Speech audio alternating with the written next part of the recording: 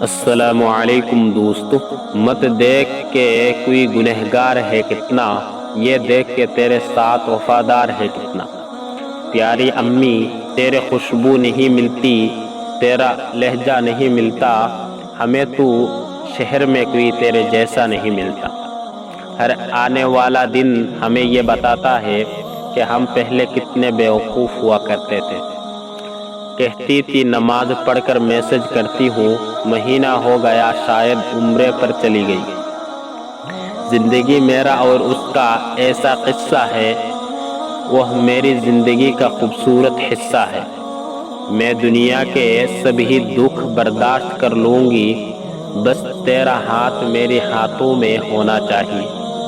پوچھا گیا غرور کیا ہے، جواب ملا خاک سے بنے انسان کا اپنی اوقات بھول جانا۔